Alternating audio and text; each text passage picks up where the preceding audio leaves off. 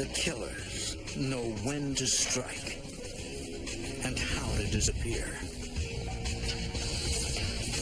Murders stack up, all unsolved. But when a pregnant woman is assassinated, agents vow to stop the violence. A twisting battle ensues, and the line between cop and criminal blurs. Unless agents can solve the case, no one is safe.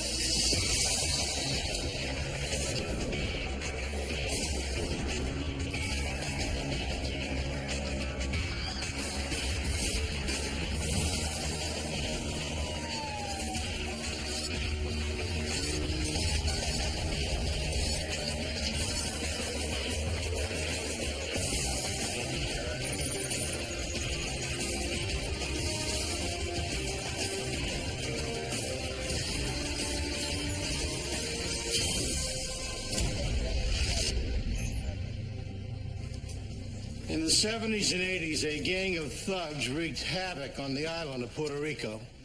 Organized, experienced, and deadly, they seem beyond the reach of the law. I'm Jim Kallstrom, former head of the FBI's New York office. As a U.S. Commonwealth, Puerto Rico falls under the jurisdiction of the FBI. Agents discovered the gang was run by corrupt cops, men sworn to protect, now out to kill. The fraternity of law enforcement was splintered and at war.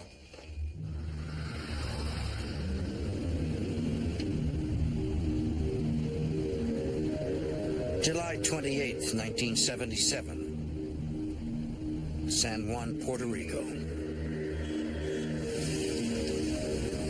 New York diamond dealer Stephen Brooks visits the island on his annual business trip.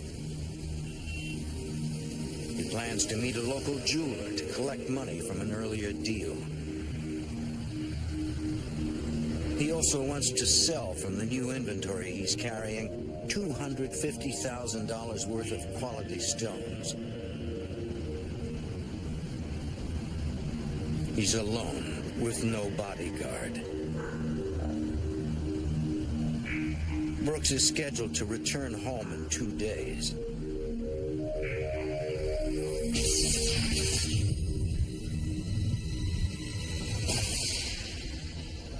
On July 29th, Puerto Rico police respond to the discovery of a body outside the city. It's an adult male shot with a .38 caliber gun, then burned severely. There's no driver's license, and because of the fire, a visual ID is impossible. Police find no other clues and bury the murder victim as a John Doe. 4 months later, media coverage prompted by Brooks's family helps police realize it was the diamond dealer's body they found. The murder is part of an alarming trend. In the last few years, at least 2 other U.S. diamond merchants have been killed in Puerto Rico. Special Agent Fernando Candelario. We had transportation of jewelry by individuals coming in from New York specifically. Ended up in Puerto Rico. These individuals were kidnapped. Their bodies were found later on. Since the slayings have an interstate aspect, the FBI works with local police, but no solid evidence points to any suspects. The agents would communicate with their counterparts at the police of Puerto Rico to see if the police of Puerto Rico had developed any leads. But with no leads reported, the cases grow cold. At the time, violent crime is common in San Juan, where poverty mixes with a surging cocaine trade and drug gangs rule the streets. Authorities have trouble sending the powerful gangsters to prison. In March 1979, one major gang leader under investigation for murder silences the only witness to that murder with a gunshot to the head. The gang leader's girlfriend, Jessica Trujillo, witnesses the killing and later agrees to help put the gangster away. Special Agent Jim Bird of the San Juan FBI. She was going to testify in a homicide case against a pretty well-known organized crime character there in San Juan. This girl, because they were aware of the danger, the threats against her, was kept in police custody. Jessica spends her days at the police station, and at night, homicide detectives drive her to her grandmother's house to sleep. The trial begins in May 1980, and prosecutors look forward to finally getting a guilty verdict against a major drug lord. But then, on the trial's fifth day, a body is discovered in a sugarcane field near San Juan. It's Jessica Trujillo, the only witness against the gang leader. An autopsy later reveals she was shot twice at point-blank range, execution style. And she was 3 months pregnant. The only evidence recovered, a Panama hat found near the body. The terrible murder shocks island residents, including San Juan FBI Special Agent D. Rosario. Jessica was very well known in the news media. It was well known that she was going to testify against this other individual whom she witnessed murder another man.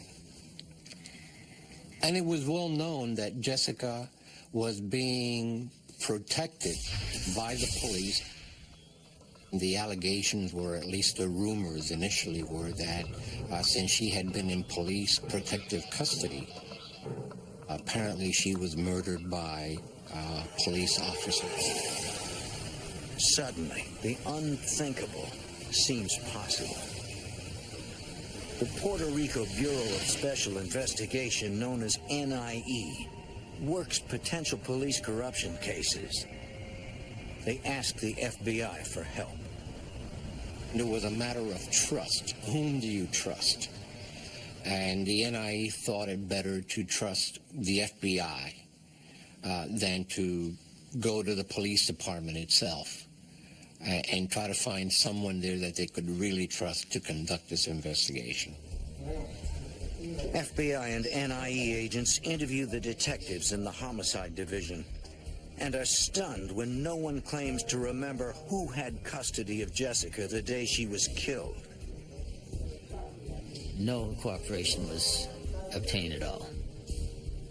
None of the investigators were going to talk at all about this thing. It's an ominous turn. Agents get nothing but interference from police officers sworn to protect and serve. The strict code of silence frustrates FBI Special Agent Angelo Class.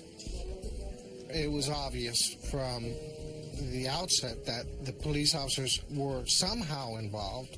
Either they had given Jessica up to somebody or they had killed her themselves. Yet the truth remains elusive. Finally, agents track down the officers said to be responsible for escorting Jessica the night before her body was found.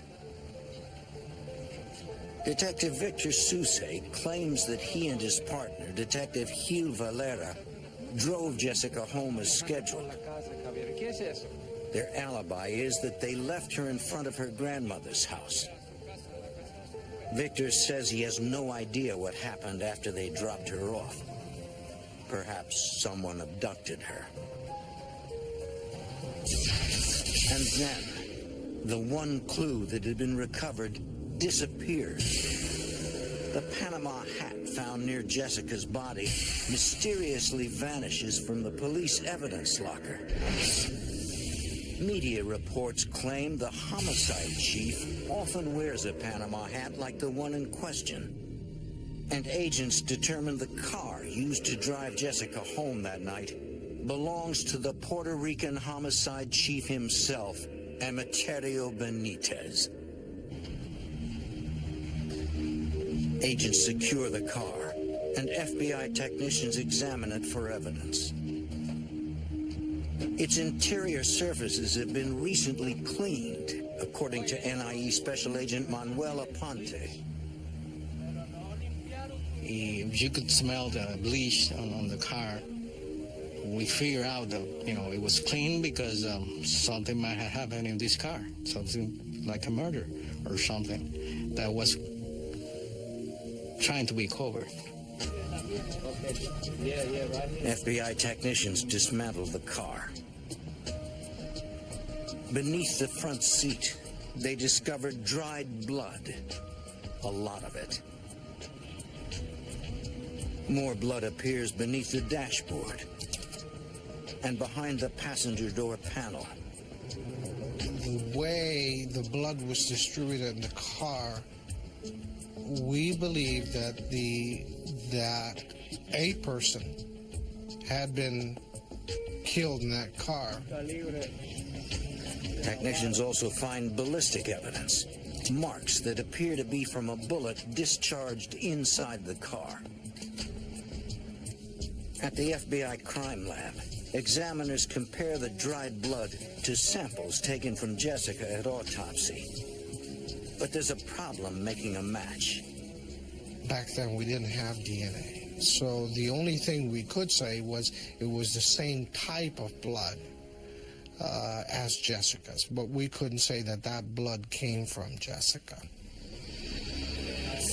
When agents question Emeterio, the homicide chief calmly explains he bleached the car's interior after transporting a dead animal in the back seat.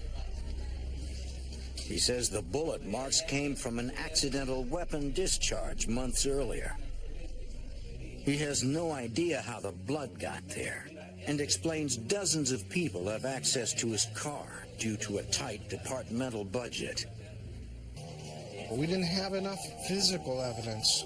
Circumstantial, yes, but not physical. And when we charge somebody, we really want to go with a case that we're extremely confident in, that we're going to be successful in its prosecution. So we didn't want to take a chance and not be successful by prematurely charging anybody with a crime.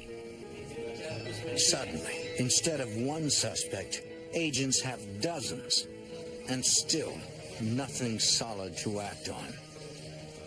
Somehow, the agents of the FBI and NIE have to break through a wall of silence to get to the truth.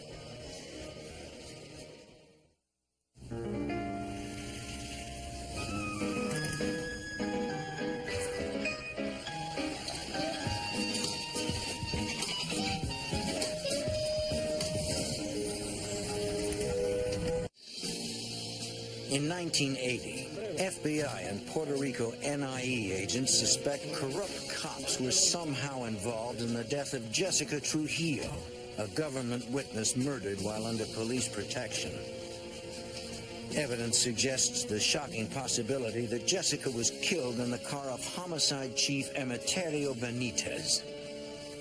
But it's not enough for an arrest, especially with such a high-level suspect, according to FBI Special Agent Jim Byrd. I mean, there was some circumstantial evidence, but again, this is not a guy with a criminal background. This is the head homicide investigator for the whole San Juan metropolitan area. You can't just say, we think you did it, you're coming with us. The case wasn't going to be solved for some time. Because they're investigating cops, and they're not certain who they can trust, Special Agent Angelo Class and the rest of the team cannot allow any leaks. When we started, we were given our own room, and nobody was allowed back there unless you were working on the case. The agents desperately need someone on the inside. They check into the detectives who allegedly drove Jessica home, Gil Valera and Victor Suse. We kind of profiled them a little bit. We asked other agents about them. We found out more about these two individuals. And we felt like of the two, the more serious individual, the better cop, if you will, of the two was Victor. And so we decided we were going to appeal to that goodness inside of Victor. At the time, Victor is finishing up his regular National Guard training in the U.S. Agents are ready when he comes back. So we intercepted him at the airport, and we told him we wanted to talk to him, and we took him voluntarily to an apartment that we had rented as a safe house. The agents need to get Victor to turn informant. It won't be easy. He started denying having any involvement in anything. We had the wrong guy. NIE Special Agent Manuel Aponte appeals to Victor's sense of honor. I told him, well, listen, if you didn't kill Jessica, I want you to help me out to find out who were the murderers. And you're a homicide detective? I'm not a homicide detective. And you're one of the best homicide detectives. And in fact, he was. So I need your help. They assure the detective they will protect him. After several hours, Victor finally agrees to cooperate. He admits lying earlier. He had not driven Jessica home that night as he first reported. He was told to say that by the chief, that he and the other agent did not take her home. He doesn't know who took her home. Victor claims many detectives are involved in a host of criminal activities. They call themselves El Muerta Escuadra, the Death Squad. Through a series of interviews, the full scope of the corruption becomes apparent. Within the first 10 to 15 debriefing sessions with Victor, we had probably identified about 65 individuals, mostly police officers, that were involved in crime. But they also had, there were some lawyers and some business people. We decided we would then group to find out who was involved in criminal activity with who, and what kinds of crimes they were involved in. And then when we had all these groups, it appeared as if though we were dealing with 19 different groups. Special Agent D. Rosario helps identify the corruption's epicenter. The majority of the officers that were involved in corrupt activities came from a specific division within the police department known as the Criminal Investigation Corps, the CIC. The CIC is made up of the highest-ranking detectives on the force and the most powerful. Basically, they were their own fiefdom. They were out there doing their own thing. And basically, they did not have to answer to anyone for their actions. The CIC runs all drug busts in San Juan. They became very powerful. And so they began to develop a lot of sources of information and informants out on the street.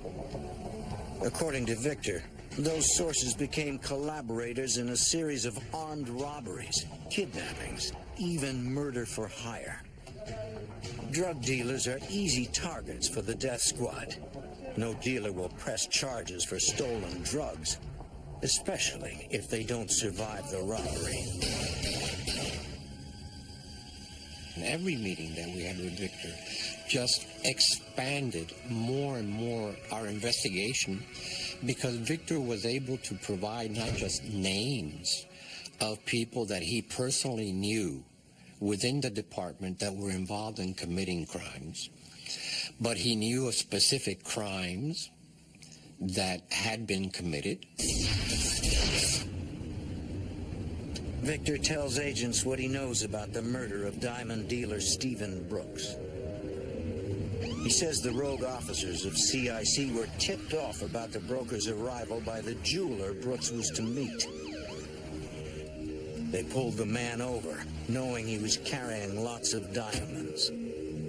A police officer can stop you anywhere, can stop you on the street, ask you for your title of the car and everything. And that's what they practically did. I mean, they had the power to stop people.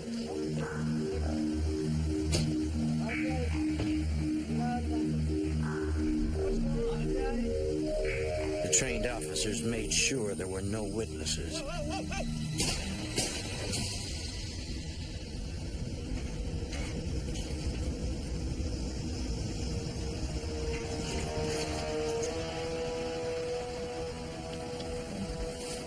Because the CIC investigated the homicide when it was later discovered, it was all too easy to cover up their crime. So you have Group 10, so... Victor's revelations disturbed the honest agents working the case. These weren't men that were total strangers. I knew them. It was appalling. It was just appalling that these men had gone that far. Here were men who had raised their right hand and swore to uphold the law and serve and protect. No matter how long it takes, the FBI and the NIE are determined to stop the death squad.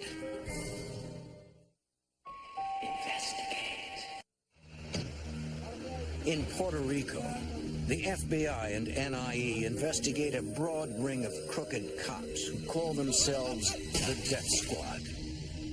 Special Agent Angelo Class leads the complex investigation. The overall objective was to identify as many people involved in public corruption in Puerto Rico as we could, and then to identify crimes that they had committed and come up with the evidence to be able to prosecute them. Detective Victor Souce has cooperated, but agents need more for prosecution.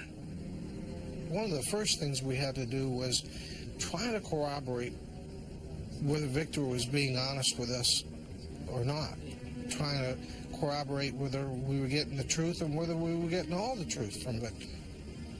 So we decided to immediately wire him up and use a body recorder and send him up against some of the individuals. Special Agent Jim Bird helps prep Victor for the wired meetings. His mission was to engage in conversation people that we thought were involved in this. Maybe they would talk about future plans or talk about past crimes that they'd already committed. That's what we were hoping to get. It's a dangerous assignment. If the corrupt cops suspect a double cross, they'll kill Victor. He was going against other police officers, and he had to be careful. But because Victor was a police officer himself, he knew how far to go, how far to push, how provocative to be, and how to cover himself. Victor starts with officers he already knows. One of Victor's contacts was Julio Cesar, who had been the head of special arrest team for the police in Puerto Rico. Victor became close to him, hung out with him all the time, drank with him, socialized with him. As Victor records Julio admitting to criminal acts, agents get probable cause to move to the next level of electronic surveillance. We got enough evidence from conversations between Victor and Julio to wire up his car and get a wiretap on Julio's phone. With the wiretap warrant, agents can listen to and record any conversation in which Julio discusses crimes. It's not easy, as the rogue cops protect themselves even on personal phone lines, according to Special Agent D. Rosario. Many of the discussions were in code. They were not open conversations. So we had to really study a lot of people to find out, are they referring to this guy or to that guy? So there was a lot of analysis going on regarding that. But so far, no one has admitted involvement in the killing of Jessica Trujillo. Investigators only have one suspect, the head of the Puerto Rican Police Homicide Division. Agents are determined to find the killer and solve the murder, which started the broad corruption case. Her murder and the investigation of her murder opened up just a Pandora's box of individuals involved in not just murder for hire, extortion, kidnapping, fraud, bribery. It just ran the gamut of basically all the felonies that you can think of. Despite months of investigation, agents are far from their ultimate goal, to arrest and convict every corrupt officer. Victor just didn't have access to all of the people that we needed to get information out of. There were still huge holes. We were just barely beginning. And for those of us who were involved, we knew this.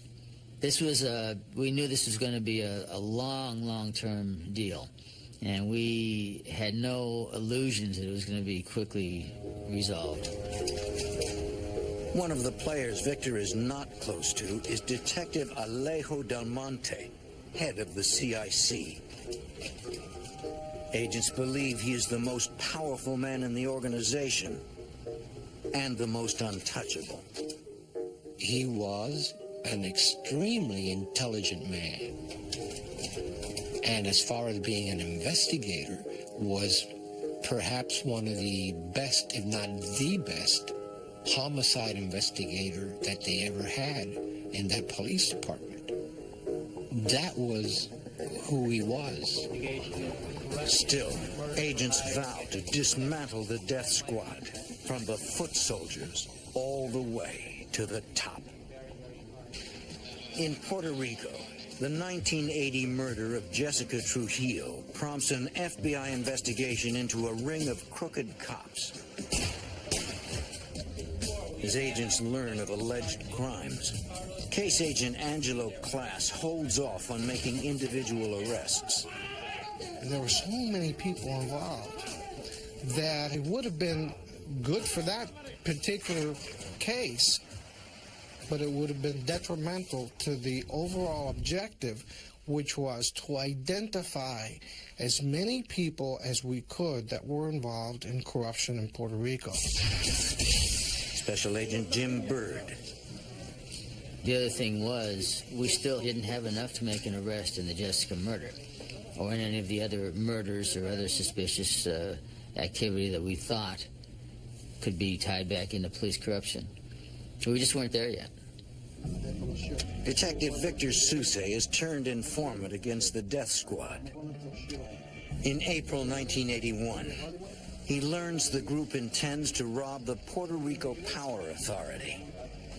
As a diversion, they plan to detonate a bomb at the back of the complex, then storm the front office. The hit is scheduled for when the most cash is on hand, according to NIE Special Agent Manuel Aponte. They somehow had the insight that at that time there was going to be a lot of money there and wanted to go over there before the armored cars come to pick up the money. Fearing that somebody was going to go in with guns blazing and take over this place, we had to intervene. But agents can't reveal their investigation. They have to use stealth for fear of tipping off the cops. They need to come up with a ruse. On the day the strike is to take place, Victor covertly contacts the FBI and tells them it's going down. Agents call the power authority and tell them about the bomb threat. As the death squad moves out, so do dozens of regular officers to search for a bomb. When they got there, the place was crawling with cops, so they didn't pull it off. And so we'd won one victory on that one crime for at least we bought one day. After more than a year, agents have good cases on several members of the death squad. But they still have nothing on Alejo Del Monte, the gang's alleged leader. Then, Victor announces a big break. We were informed that Julio César had invited Victor to travel down to Caguas, a nearby town, and meet with Alejo, which is a big breakthrough for us. We wanted Victor to try to get a recording of Alejo. Hopefully they'd be talking about some kind of corrupt activity. From what I see here, Victor wants to record the meeting, but agents worry Alejo will find any wire. Victor had gotten so comfortable with wearing that body recorder that he actually fought us on it. He argued. He wanted to wear the body recorder. And we won out. Basically, we just said, no, you're not going to wear this body recorder. In December 1981, Victor and Julio travel to Alejo's home. Though Victor cannot record the meeting, agents need him to witness Alejo discussing criminal acts. As predicted, Alejo is cautious of a wire and discreetly pats down Victor. What Alejo was trying to do was to find out a body recorder. Thankfully, this night, there is none. If he had been wearing the body recorder, he would have been found out that same night. Alejo takes Julio inside to talk in private. Victor and his handlers fear he's been made as an informant. The fear is verified on the way home. Went in their car back to San Juan. He mentioned, you know what Alejo told me? That you may be working with the federal government. And that was the first time that we heard that Victor had probably been made. Victor tries his best to convince Julio he can be trusted. But soon agents learn it didn't work. It was around Christmas of 1981, and we had a wiretap ongoing. In one of the conversations we overheard, we learned that plans were well developed to have Victor murdered because they knew that he was cooperating with us. Investigators call Victor in to tell him it's over. And I remember Victor didn't want to come out. He wanted to keep on getting evidence against all these cops. We played that tape for him, and he dropped his head and realized that it was all over, that he and his family were going to have to leave.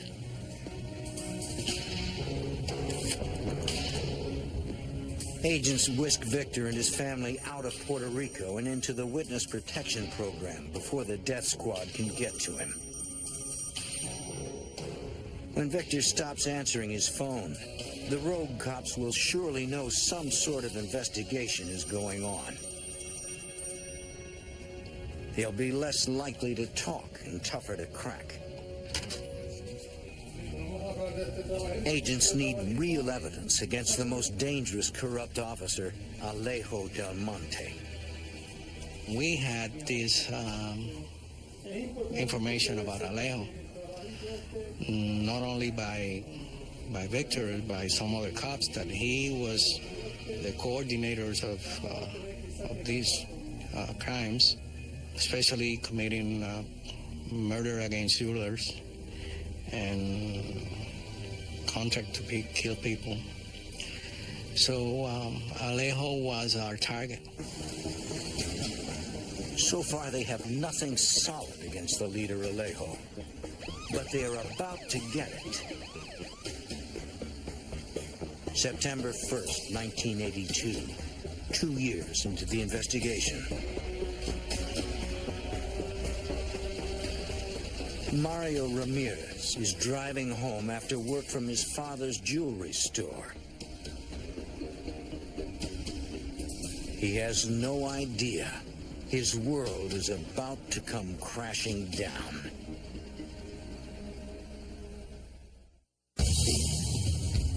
Ten people are going to win the Chevrolet, Buick, GMC, or Cadillac of...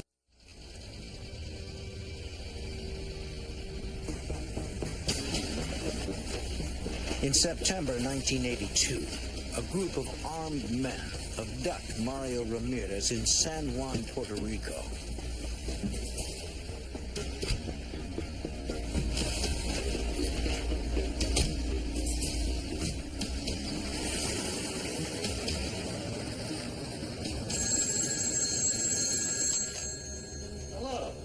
That night, Mario's father receives a call.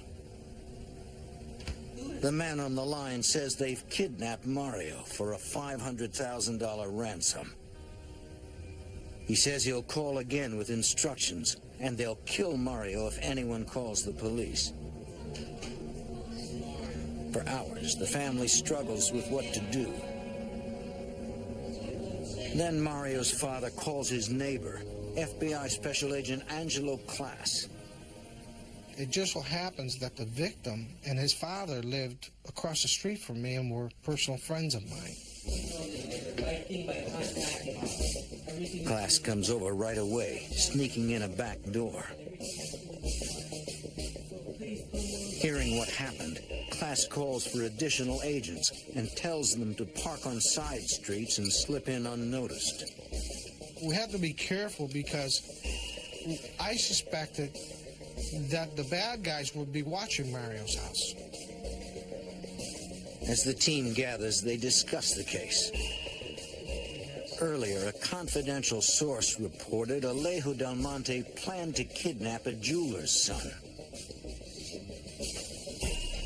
Special Agent Jim Bird teaches the family to extend future calls long enough for a trace and to elicit details of where Mario might be.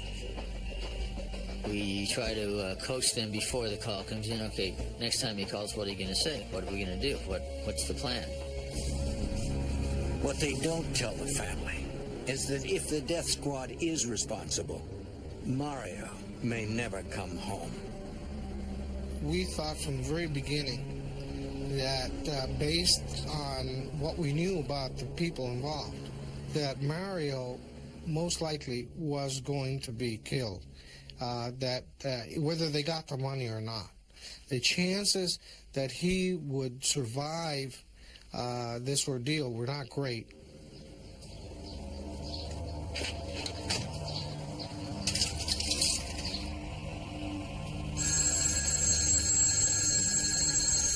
Over several days, calls come in recorded by the FBI.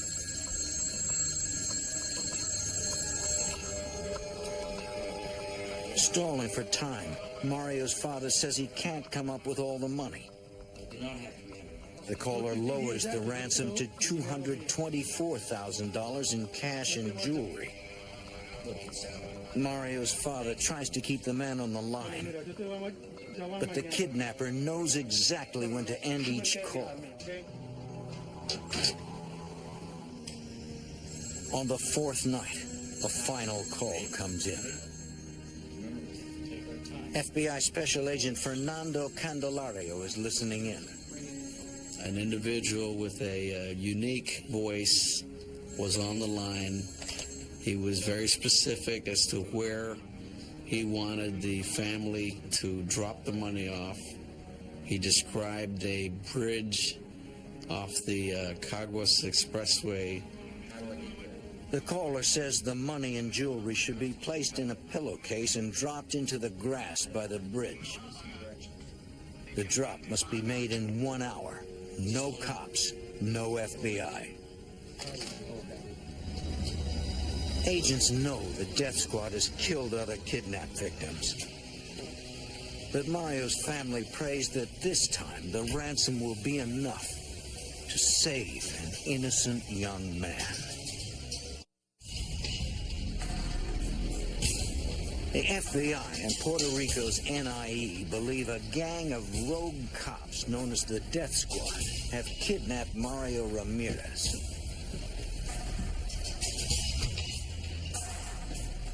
On September 4th, 1982, agents surveilled the ransom drop site, a bridge outside San Juan. According to NIE Special Agent Manuel Aponte,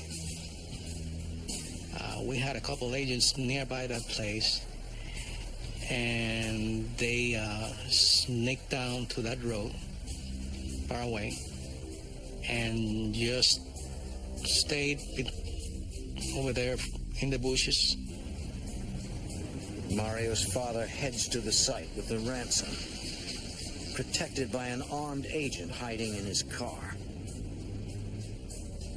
FBI Special Agent Fernando Candelario helps coordinate the rescue attempt. We had an aircraft in the air to assist. You'd be surprised how quiet the plane could be. This was at night. We could fly with lights out, so the kidnapper's not even going to see the plane in the sky. Dozens of agents conduct ground surveillance, trying to remain invisible. With everyone in place, Mario's father makes the drop by the bridge as instructed.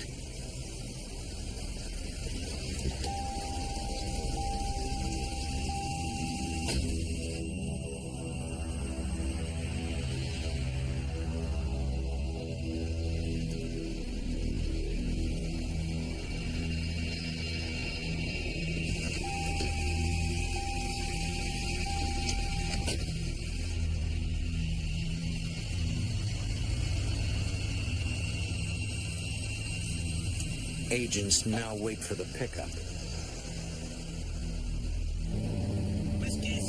Soon the pilot spots a vehicle approaching. The plane observes the vehicle park near the bridge. An individual exits the vehicle. The individual apparently found what he needed to find, the package containing the money. Returned to his vehicle and drove away.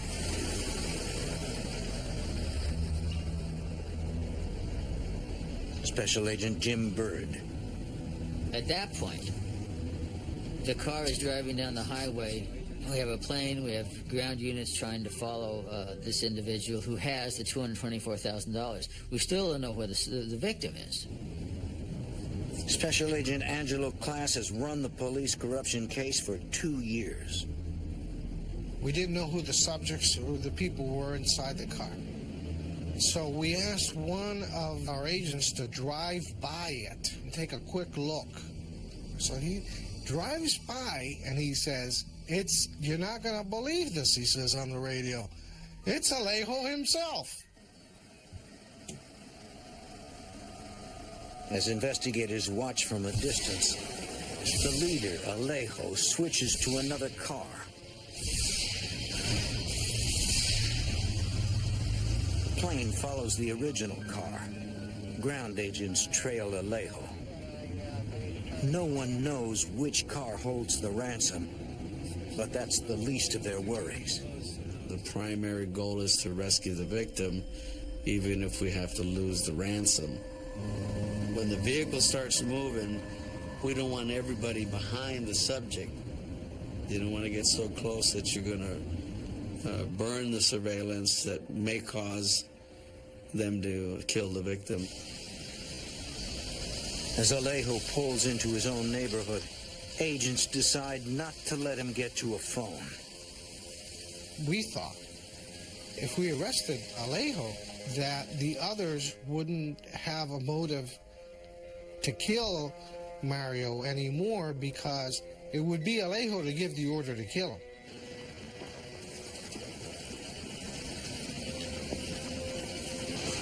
At the suspect's house, the agents move in.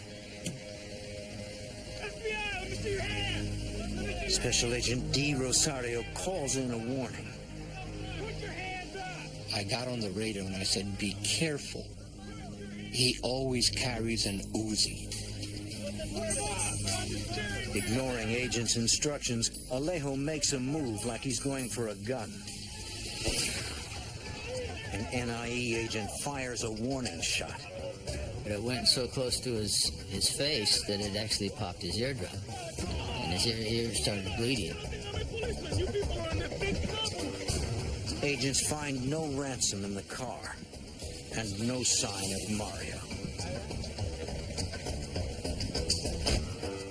A search of Alejo's house turns up no other evidence. Then, the surveillance plane loses contact with the other car. It seems a total loss. Well, we have a colonel from the police of Puerto Rico being arrested for kidnapping charges.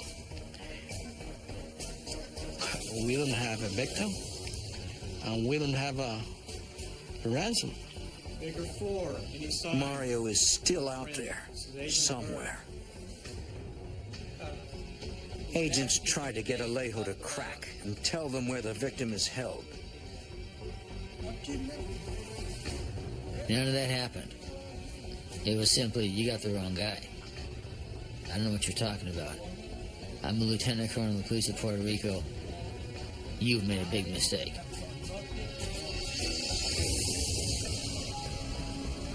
Agents scramble to find any of the other suspects. We went up and down streets in Caguas and the suburbs looking for the cars we had identified with these criminals. Hours pass. Hope begins to fade. And then Mario was left on the side of the road near San Juan. Called his house from a public telephone booth and said, I've been released. And we picked him up and brought him back in. it seems that once Alejo was arrested, the other kidnappers got nervous and released Mario. Finally, he is home. I had never seen grown FBI agents cry. That's how emotional I got. And at that point, no one really cared whether we had recovered that ransom or not. It was important that we got him back. With Alejo in custody, it's time to take everyone else down. A federal judge returns indictments on 32 people, mostly corrupt officers. Agents quickly take them into custody. Homicide Chief Emeterio Benitez cooperates and finally tells investigators the details of Jessica Trujillo's murder, the crime that started it all. The drug lord she was to testify against paid $20,000 for the hit. According to Emeterio, he and Gil Varela picked her up that night and decided to kill her on the way to her grandmother's house. As they were driving through the cane fields out there in that rural part of the island, without any warning, bam! Gunshot is fired. Gil shot her from the back seat. And a moment later, bam! Another gunshot goes off. They stopped, took her out, threw her in the sugarcane field, and drove off. Later, Emeterio realized Jessica had playfully pinned his own police ID on her shirt.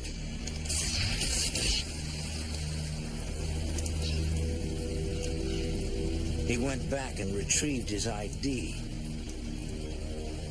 though he missed his Panama hat. Such an audacious murder, shooting a young girl wearing the chief's hat and ID in a police car, shows how untouchable the death squad thought they were. This was done without any planning on who was going to pull the trigger or where it was going to take place or what were they going to do with the body. He just shot her, driving in the head of homicides police vehicle. The 2-year investigation is the biggest police corruption case in Puerto Rico's history. Most of the officers plead guilty, and all receive sentences ranging from 8 years to life. It's reprehensible. What could be worse than somebody with a charge, an affirmative duty to protect citizenry, and they're out blowing